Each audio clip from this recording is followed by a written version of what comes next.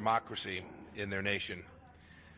Former President Maduro's socialist experiment has ruined a once proud nation, as I said earlier, and we stand with the Venezuelan people to restore democracy and return that country to its rightful condition. We've got a whole nation starving, massive malnutrition, refugees fleeing. This is an international crisis, to be sure. And nations like Cuba and Russia and China have shamefully cast their lot in support of the former president. They don't have the best interests of the Venezuelan people at heart. We hope that every nation will join us in recognizing interim President Juan Guaido. And we hope, too, that each of those nations will ensure that they disconnect their financial systems from the Maduro regime and allow the assets that belong to the Venezuelan people to go to the rightful governors of that state. And we hope, too, that this peaceful transition can continue. We must stand for the rule of law and support the leader who the Venezuelan people have affirmed through their constitution as the interim president of their country. Happy to take a couple questions. Reuters, Michelle Nichols. Hi. Thank you. Hi. Thank you, Mr. Secretary. Michelle Nichols from Reuters. A couple of questions. First of all, in there, the Russian ambassador had a very direct question for you about the U.S. taking military action. If you'd like to answer that here, feel free.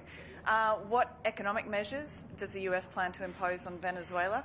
And do you think the Venezuelan opposition should assume the UN seat here? And does the U.S. plan to draft a General Assembly resolution to make that happen? Michelle, let me take two of those three questions. First, this is the first step of what we hope will be real progress here at the United Nations. We think every member of the United Nations ought to join in support of the Venezuelan people, so we will continue to work to get more and more support. We're already a great deal along the way, and we do think that there will be appropriate resolutions when the time is right, and we'll certainly support those.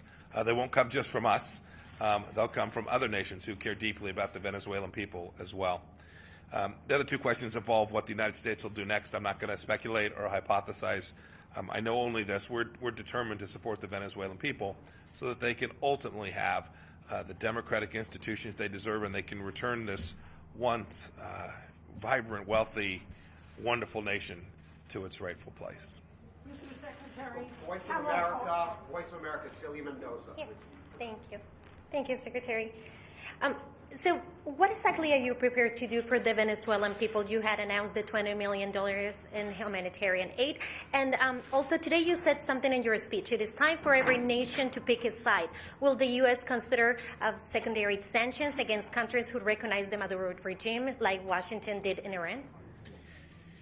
So the United States has already done a great deal for the Venezuelan people. We will continue to do that. You mentioned the initial monies, $20 million. To ensure that food and medicine and we can get some level of order to begin to be restored. There'll be much more to do. We'll call upon other nations. We will join with them to create development and humanitarian assistance projects that actually deliver for the Venezuelan people.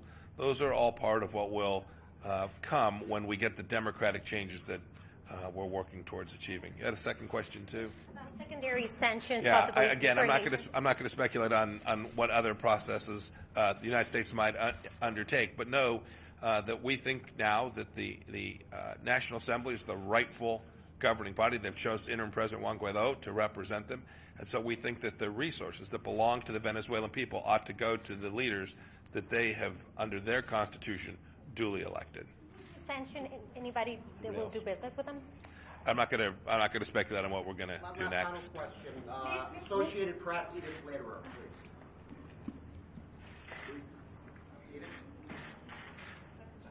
I'm sorry.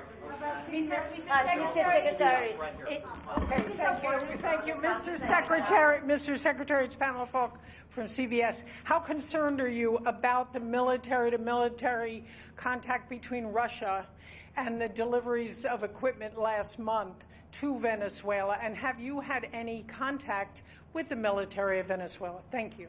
So I spoke this morning about Cuban security and Russian influence, Russian interference. We want the Venezuelan people to have their say. And so the Russians have chosen to support the Maduro regime. I hope they'll change their way. I hope they will come to see that the rightful people to run this country are those that the Venezuelan people chose.